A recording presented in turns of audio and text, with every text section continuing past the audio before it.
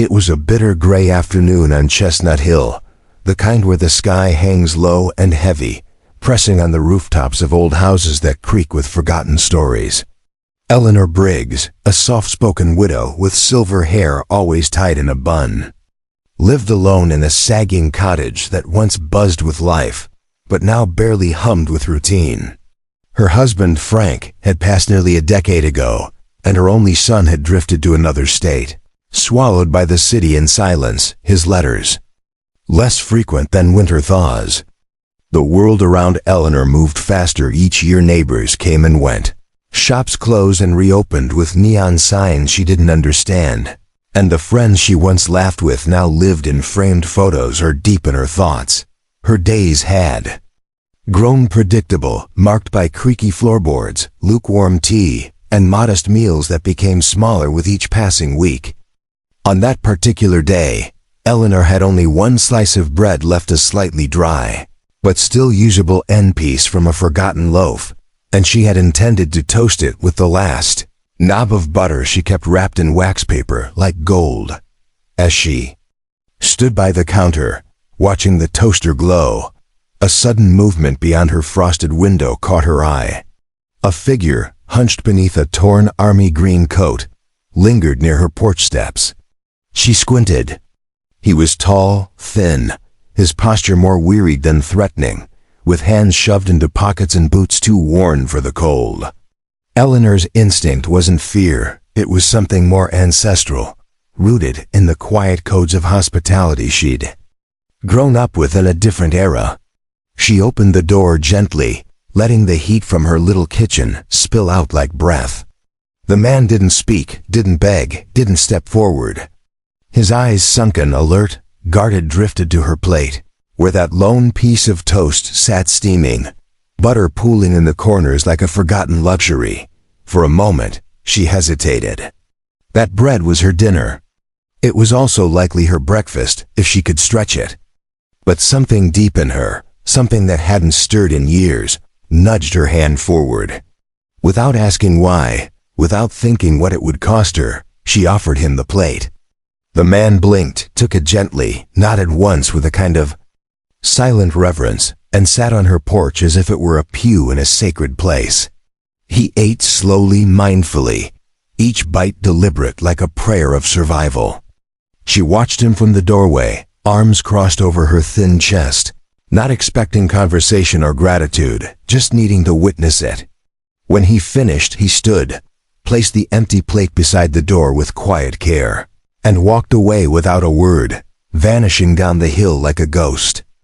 Eleanor closed the door, washed the plate, and sat by her fireplace with only hot water in her teacup and the strange glow of knowing she had done something good. Her stomach growled, but her heart felt full in a way it hadn't for years. That night, she went to sleep wrapped in 2 blankets and a peace that defied logic. What she didn't know, what no one in town could have guessed, was that the man she had fed was no ordinary drifter.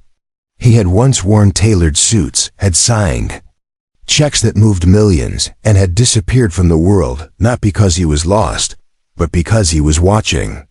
Watching how people treated those with nothing. Watching how kindness survived where wealth could not. Eleanor had not just shared her bread, she had passed a test.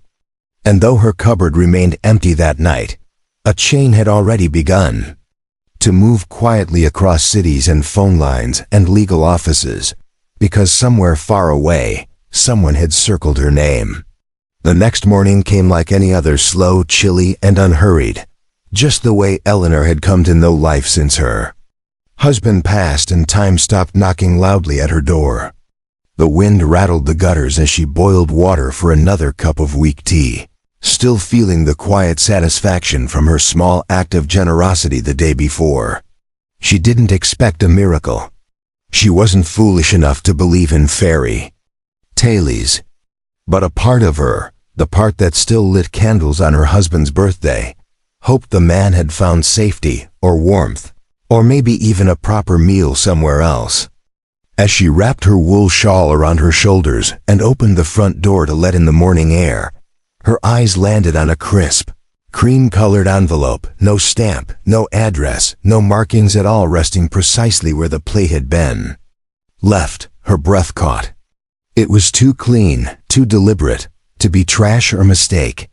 With cautious fingers, she picked it up and turned it over, heart thudding quietly as if some long-dormant part of her recognized something larger moving. Inside was a single folded page. She sat down at the small kitchen table to read it. "Thank you for feeding me," it said in plain, typewritten print. "This is not charity. This is recognition." And below, in smaller print, "Expect a visitor tomorrow morning. No name, no signature, no explanation." Eleanor read it again. She blinked and reread it a third time. For a woman who had lived through war, through loss, through raising child on one income and holding funerals with her own hands, Eleanor was not easily startled, but this stirred something wild and unfamiliar in her. She slept restlessly that night, half embarrassed by her own curiosity.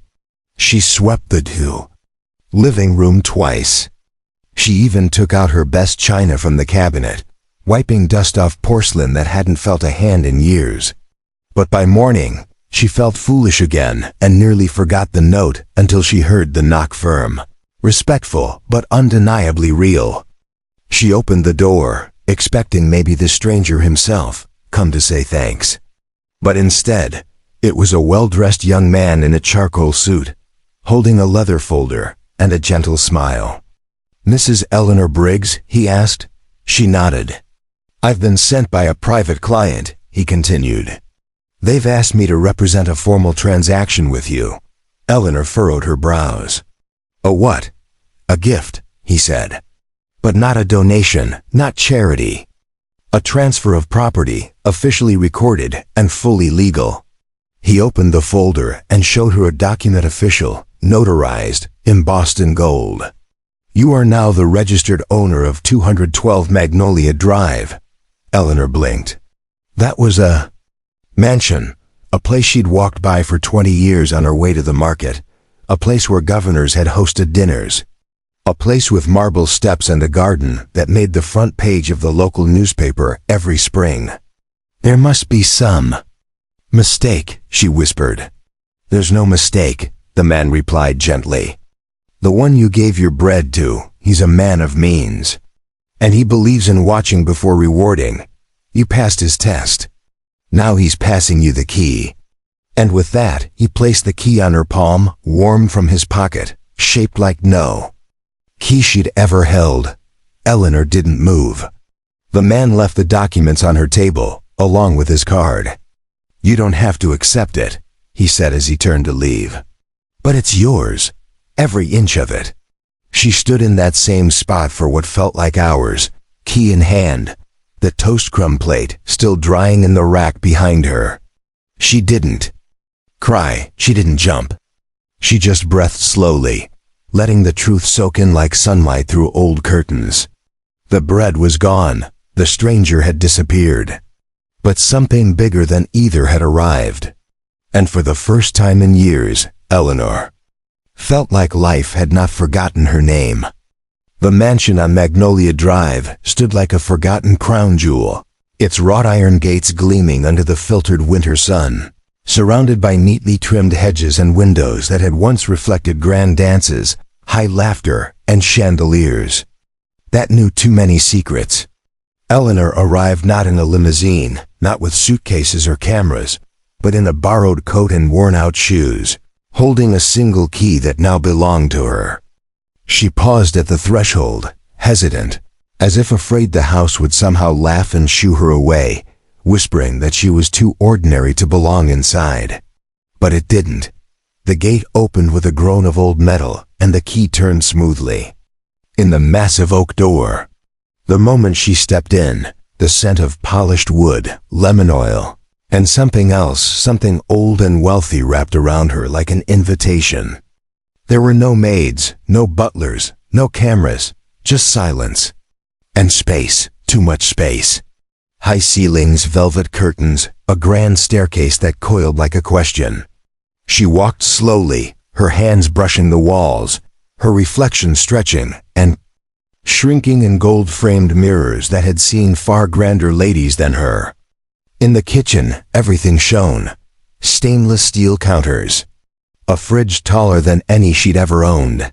A bowl of fresh fruit sat on the island counter. Apples, pears, and a note tucked beneath them. Eat well. You deserve more than crumbs. Now, Eleanor didn't know whether to smile or tremble. She sat down at the breakfast table, staring at her own hands wrinkled, veined, beautiful in their earned lines. The house was quiet, but not empty. Every corner hummed with the presence of someone who had watched her, chosen her, rewarded her not for youth or beauty, but for character. For a slice of bread. For a small gesture in a world that had forgotten how to give. That evening, she wandered the upstairs hallways and found a room that overlooked the town. She could see Chestnut Hill from there. Her old cottage looked like a child's drawing from this distant small square and full of memories now sealed behind its blue door. She didn't cry. Eleanor wasn't a woman who wasted tears. But something did shift inside her, something that made her shoulders square just a little more proudly. She went downstairs and made herself dinner with the fresh vegetables left for her in a neatly arranged box. She cooked slowly, carefully, with reverence, as if preparing communion for herself. And as she ate, she kept glancing at the door, wondering if the man might come again. He didn't, not that night. But just before she went to bed, she noticed something strange. On the fireplace mantel, tucked beneath a glass dome, was her old toast plate, the very one she had given him. Cleaned, polished, preserved like a relic. It hadn't been in her bag, she hadn't brought it. But there it was, like proof that none of this was a dream. Eleanor slept in the master bedroom that night, beneath a quilt stitched by hands far more elegant than hers, and though the bed was far too large, it no longer felt empty. The stranger was still a ghost. But his kindness, his precision, his quiet hand was everywhere. And Eleanor Briggs, once forgotten, now walked through a palace not built by money, but by a single act of unshaken grace. The following week passed. Like a dream wrapped in velvet, Eleanor moved through the mansion with the care of someone dusting off a memory. She touched books in the study that hadn't been opened in decades, listened to the soft creaks in the hallways, and let sunlight pour through tall windows onto her threadbare slippers. She didn't rush to fill the space. There were no parties, no announcements, no calls to the town paper. The mansion was not for showing off, it was for healing. On the 7th morning, she wandered outside into the garden, following a path of stone tiles that curved like a gentle river through beds of trimmed roses, lavender, and sage. And there, beneath the oldest oak tree in the garden, she found a small table plane, wooden, untouched by time, and a single envelope resting on it, weighed down by a polished river stone. The handwriting on the front was tight, elegant, and unmistakably personal. For Eleanor. Her heart paused again, the way it had with the first envelope. She sat slowly and opened it, unfolding a thick page that smelled faintly of cedar. It began with a sentence that pierced the quiet like wind chimes. You reminded me of my mother. What followed was a letter written not from a man of wealth, but from a man who had once been utterly invisible. He wrote of a time when he had lost everything, not just money, but meaning. A series of betrayals, a divorce, a death in the family, and a business collapse had left him wandering, unshaven and alone, testing the humanity of strangers in a world where most walked past, suffering without a glance. I had given up on people, the letter read. But that day, when you offered me your last bread without asking who I was, without suspicion or pity, you reminded me that goodness doesn't always make noise, it simply gives. Eleanor read each line twice, her eyes blurring as she imagined the stranger writing this somewhere far away. He had not come to be thanked. He had come to rediscover his faith in people. And she had unknowingly become his turning point. Toward the end of the letter, His tone shifted. "This house is yours. No strings, no cameras, no catch. But if you ever want to meet me, not the drifter, but the man behind the test, I'll be at the Chestnut Cafe every Friday morning at 9, window seat. Black coffee, you don't have to come. You already gave me what I needed most." Eleanor placed the letter down and stared at the oak leaves swaying above her, a lump in her throat she didn't want to swallow. The wind was softer now. The air, somehow warmer. She sat under that tree until the sun tilted low, thinking not just about bread, but about brokenness. About how the richest things in life could start from the poorest of moments.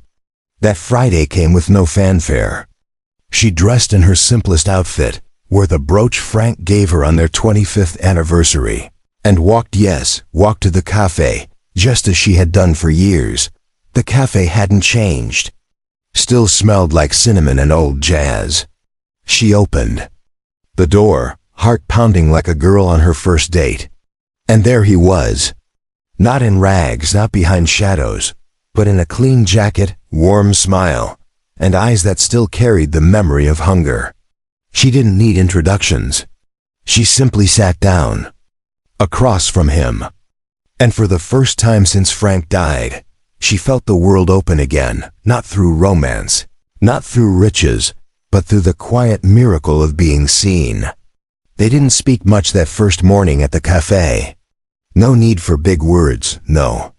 Dramatic music playing behind the counter. Just two people drinking quietly her tea, his coffee, and letting silence heal what the years had fractured. His name was Martin, though she didn't ask. He offered it gently, and she nodded, placing it somewhere safe in her mind. Eleanor didn't ask him why he'd chosen her. She already knew. She hadn't given him bread, she had given him dignity. That one act, small as a teacup in a storm, had reminded him that his worth wasn't bound to his mistakes or the fortune he'd lost. It reminded her, too, that even in a world rushing to forget the elderly, the quiet, and the struggling, one moment of grace could reroute the entire future. Over the weeks, she returned to Magnolia Drive, but never treated the mansion as a throne. She didn't buy pearls or silk. She didn't change her furniture. She let the house breathe in its stillness and instead filled it with something money couldn't buy. Purpose. It started with an idea she scribbled on the back of a grocery receipt. What if this house fed more than just me? And slowly it did. Eleanor opened the doors every Sunday for those without family. The garden grew vegetables and herbs, and the kitchen, once cold with stainless steel, now steamed with stew pots, baked pies, and laughter that echoed up the staircases. She turned one wing into a reading room for underprivileged children. Another wing became a warming shelter on cold nights. She never asked for donations, never called the press. She simply opened her doors like she had opened her hands that winter day with the last piece of toast, and people came. Quietly, faithfully, not for charity but for community. Even Martin returned, sometimes volunteering to serve, sometimes just watching from the edge of the room, his eyes soft with something he didn't often show hope. One day, a young mother approached Eleanor with tears in her eyes and said, "You're the richest woman I know." Eleanor chuckled, her hands covered in flour. "I used to think I was invisible," she said. "Turns out I was just waiting to be useful again." Word of the house began to spread. Not in headlines, but in whispers. A local bakery started donating loaves. A retired teacher offered free tutoring. Someone even painted a mural of a hand offering bread to another. They called the place the house that gave back. But Eleanor never cared for names. To her, it was still just a home granted by a stranger who needed to believe in people again. As the years passed, Magnolia Drive no longer felt like a place above the town, but a part of it. And Eleanor, who had once gone to sleep hungry in a creaky cottage, now went to sleep each night full, not from food, but from connection. One spring evening, she stood in the garden, now filled with blooms and buzzing with bees. The old oak tree cast long shadows, And in her hand was the plate, the same one she'd given away, the same one that came back like a symbol of what really mattered. She placed it on a small shelf by the garden bench and whispered, "Thank you." Whether she meant it for Martin, for life, or for the moment she chose kindness over comfort, even she wasn't sure. But that choice had become the seed of everything that followed. And long after Eleanor's time passed, people still told the story not of the woman who got a mansion, but of the woman who gave her last piece of bread and in return received a life bigger than any room, warmer than any fire, and richer than all the gold on earth.